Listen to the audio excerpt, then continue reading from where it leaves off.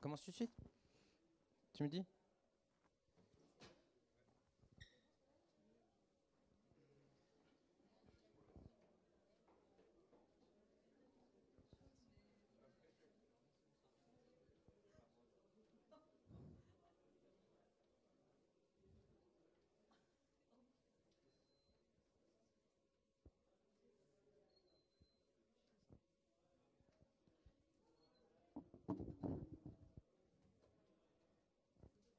Ouais, c'est parti. Bonjour, bonjour.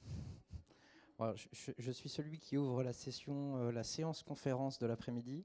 Euh, je vais essayer de faire court ou pas. Donc ça va être très funky. Je m'appelle Ludovic Arnold, je suis de Saint-Brieuc. Je suis le coordinateur d'une association, loi 1901, qui s'appelle Kreizen Dafar. Et je suis salarié de cette association. Je suis le concierge de la Matrice. La Matrice, c'est un espace de coworking, d'animation et d'expérimentation autour du numérique. Le numérique, on l'efface, on l'enlève. Il est là tous les jours, aujourd'hui, donc on n'en parle plus. C'est espace de coworking, d'animation et d'expérimentation. On va le voir pourquoi. Parce qu'il y a de l'expérimentation sociale, il peut y avoir de l'expérimentation euh, sur des mots, sur de la conjugaison, sur de l'expérimentation sur la cuisine, etc. Le coworking, je dois le définir ou pas? Là-bas, je sais que tout le monde connaît.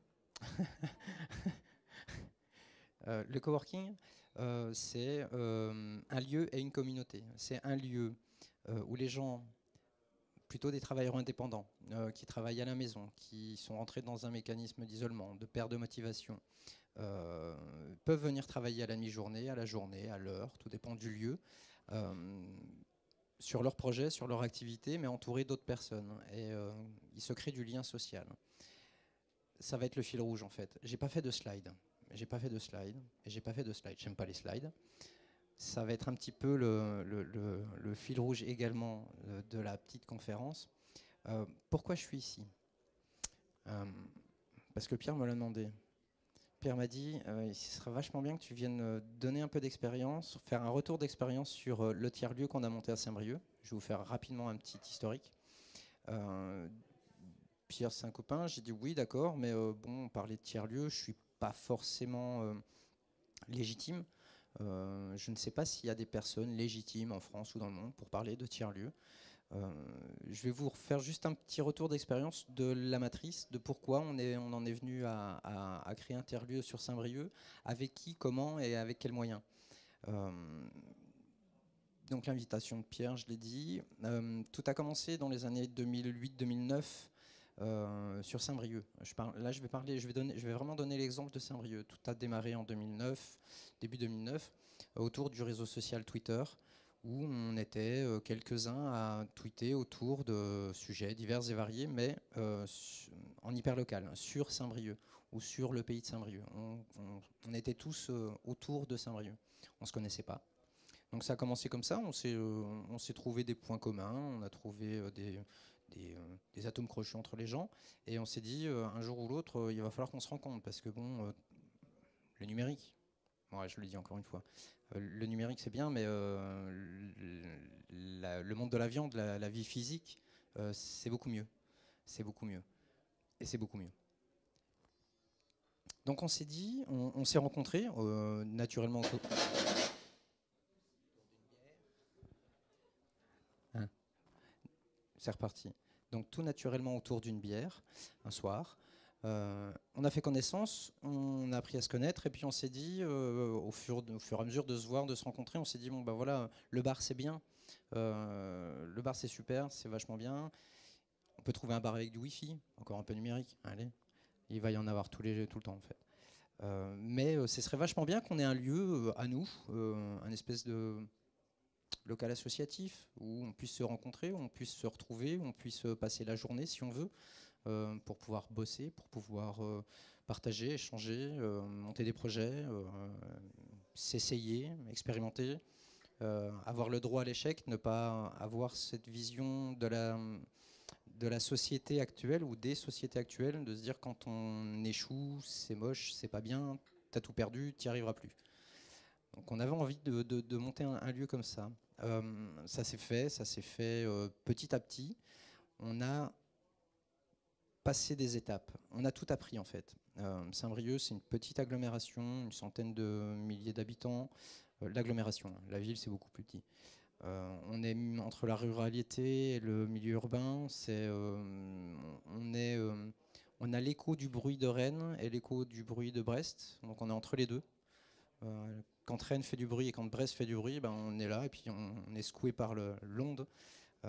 Donc on essaye de faire des choses et on fait les choses. Quand on les fait, on va dire, en lien avec notre territoire. Et ça, c'est important. Je pense que c'est important. Euh, on apprend. Donc, moi, je suis pas breton. Je suis arrivé à Saint-Brieuc en 2008. J'ai fait un petit tour de France. C'est vrai que j'ai pas dit ça. J'ai un parcours professionnel qui est assez atypique. J'ai passé 9 ans dans l'armée de l'air. Après, j'ai monté une boîte, SARL, avec un modèle capitalistique, standard, etc. J'ai eu une phase de création également en l'été 2011. Pareil, monter une start-up, etc. J'avais envie de faire des choses. Puis après, je me suis dit stop. Il y a des gens qui attendent un lieu. J'ai du temps devant moi. J'ai 2 ans de chômage. Je dis les choses très clairement, hein. J'avais 2 ans de chômage devant moi. En discutant avec toutes ces personnes, je me suis dit, bon, bah, allez, je vais donner ce temps pour monter un truc collectif qui va plaire à tout le monde sur le territoire de Saint-Brieuc. Donc j'ai pris le temps d'apprendre mon territoire. J'ai pris le temps de rencontrer les acteurs du territoire, les acteurs économiques, mais pas que, les acteurs sociaux, culturels, les différentes assos. C'est à ce moment-là que j'ai rencontré pour la première fois les petits débrouillards, l'antenne locale de Saint-Brieuc. Ça va être le premier lien. Ça a été le premier lien qu'on a créé. On s'est dit, ouais, créer un tiers-lieu, c'est vachement bien. On va pouvoir bosser, on va pouvoir faire des trucs. Mais si on pouvait le créer avec d'autres personnes, ce serait beaucoup, beaucoup, beaucoup mieux. Donc l'apprentissage du territoire, les besoins du territoire. Donc tout ça, ça a demandé une étude de marché, un espèce de diagnostic du territoire avec les méthodes qu'on connaît, etc. J'ai bénéficié d'une formation universitaire qui m'a permis de...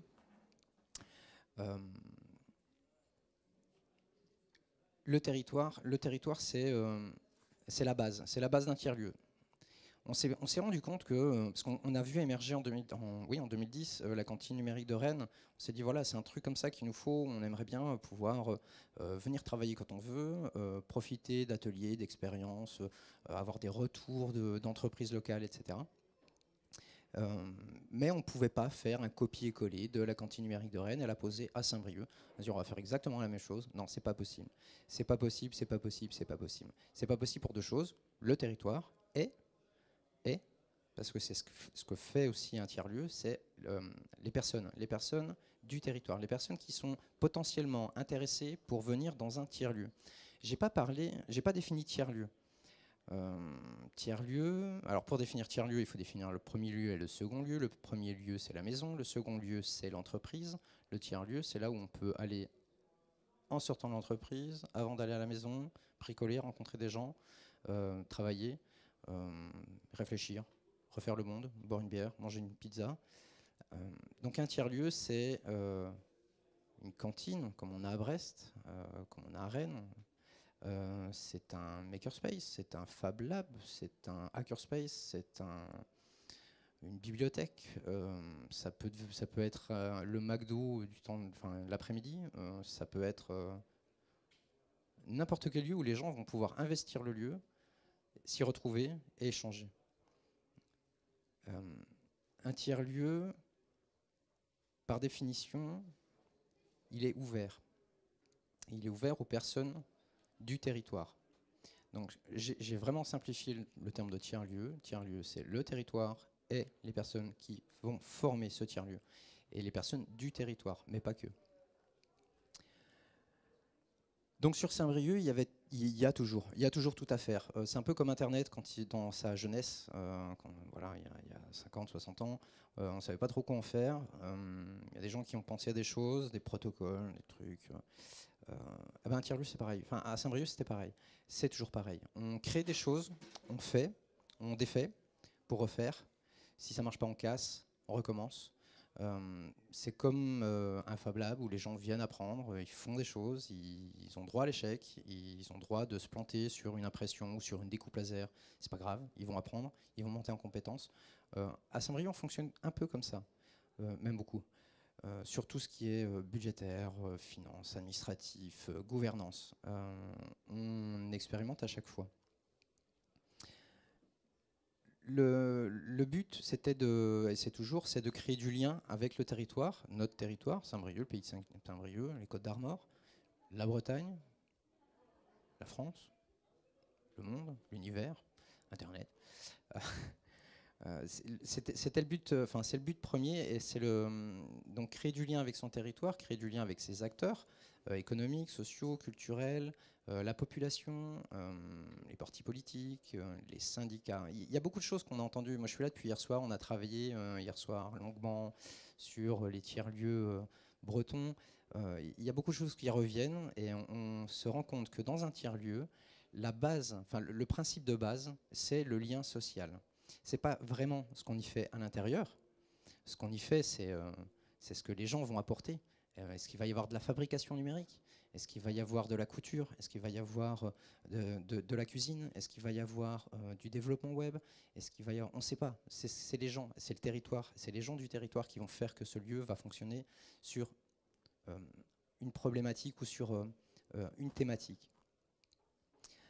Donc finalement, tout tiers-lieu existant qui se définit comme un tiers-lieu, est fait pour créer du lien social. C'est marrant, mais le lien social, on l'a toujours eu, on l'a toujours vécu depuis notre enfance, nos parents l'ont vécu, nos grands-parents l'ont vécu, et j'ai toujours tendance à dire que le premier tiers-lieu que j'ai connu dans mon enfance, c'était le bar du coin, le PMU.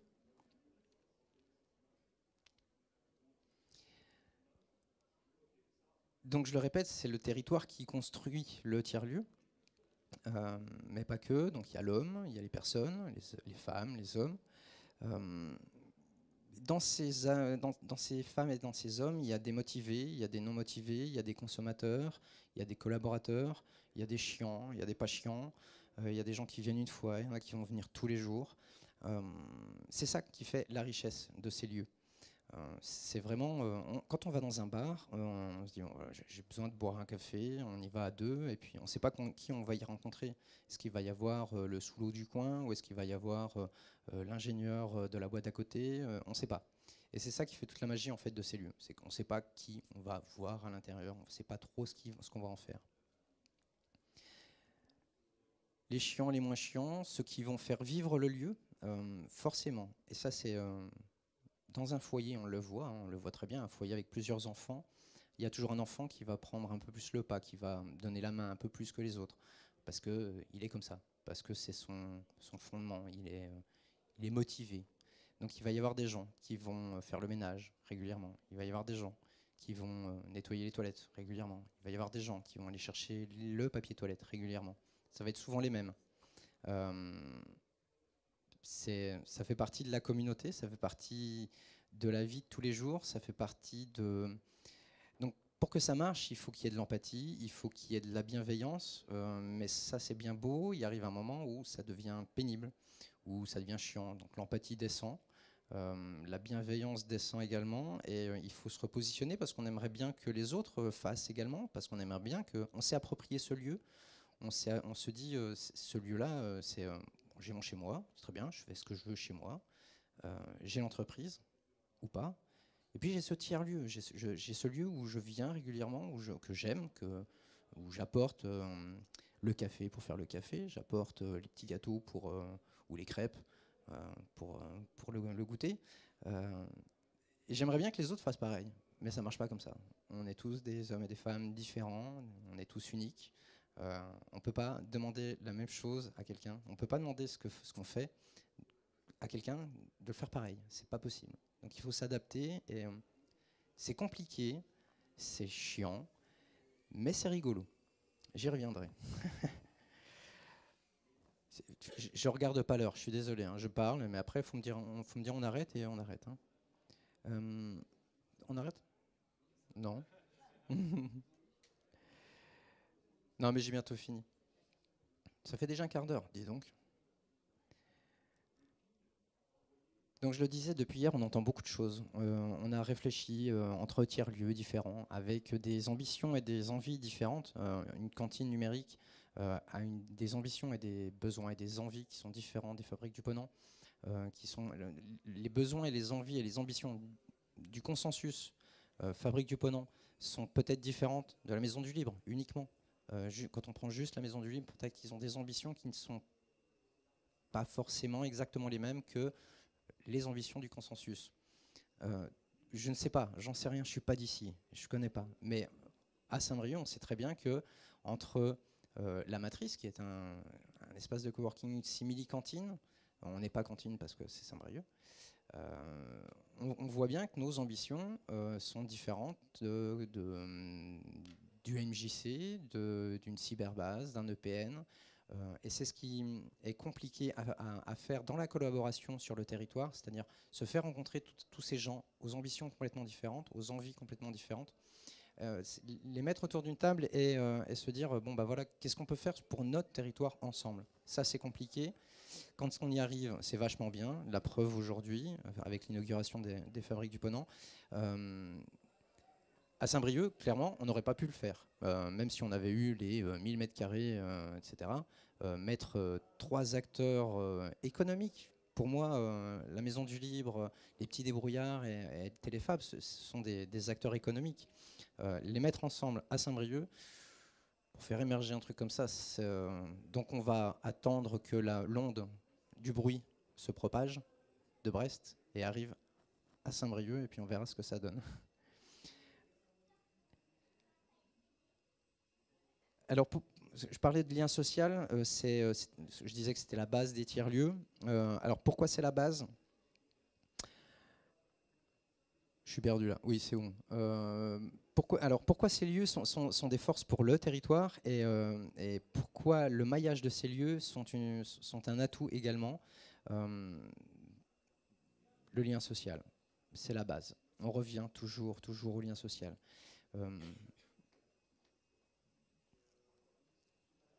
Je vais en finir, je vais parler juste un petit peu de numérique, je vais passer rapidement parce que c'est pas super intéressant en fait dans la conférence. Le numérique, enfin il y a un monsieur qui dit, il le dit très bien, c'est que le numérique est l'outil dont les sociétés humaines se sont dotées pour évoluer. Clairement, c'est ça. On n'a rien inventé, on a fait aucune révolution encore, ça va peut-être pas tarder, mais on a rien créé de révolutionnaire.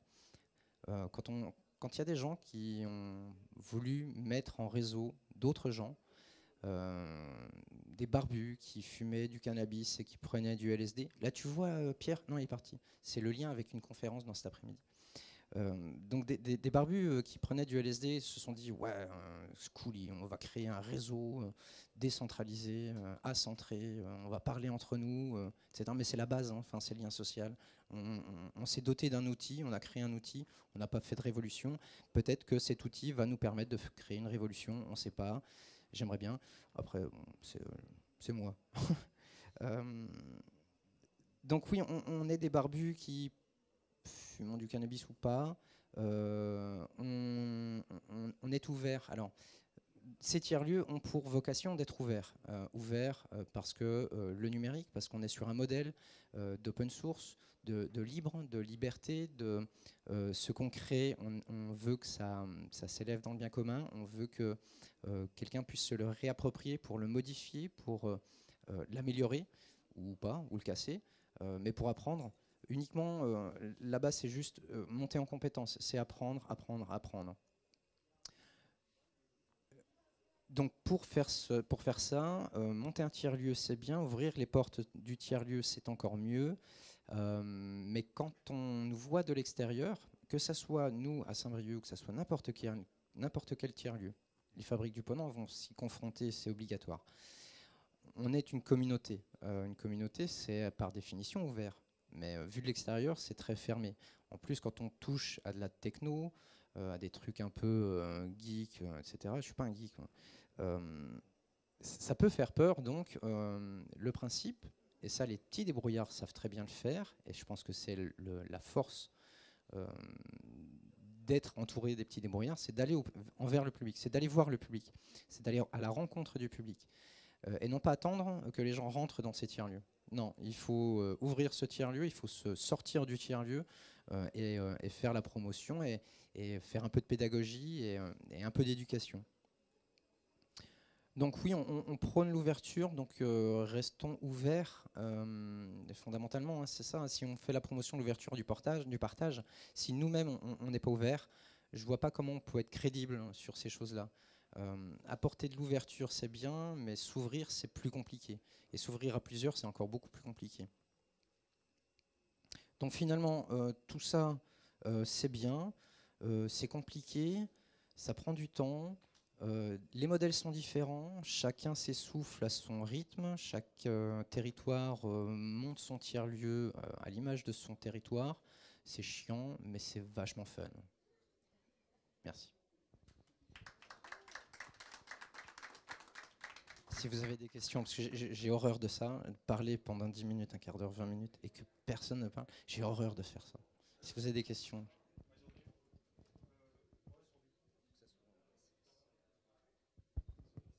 Ouais, tu disais que le modèle de les fabriques du Ponant aurait du mal à être transposé vers sur Saint-Brieuc, et j'aimerais savoir pourquoi. Alors, la base, le territoire et les personnes. À Saint-Brieuc, on n'a pas cette culture numérique, mais au sens large, numérique avec un S. On n'a pas cette culture, pas encore, de maillage, de réseautage, de travail ensemble, euh, d'empathie très forte. Je ne sais pas pourquoi, hein, je sais pas pourquoi, mais je pense que c'est culturel, c'est historique, c'est le territoire qui veut ça. À Brest, vous savez le faire très bien. À Saint-Brieuc, c'est plus compliqué, on apprend. Je le répète, hein, les ondes du bruit de Brest arrivent jusqu'à Saint-Brieuc, on apprend, on vous regarde, on vient ici, on participe. Donc voilà, transposer les fabriques du Ponant à Saint-Brieuc aujourd'hui, c'est pas possible. Politiquement, économiquement, socialement, c'est pas possible. On sait pas faire, mais on apprend.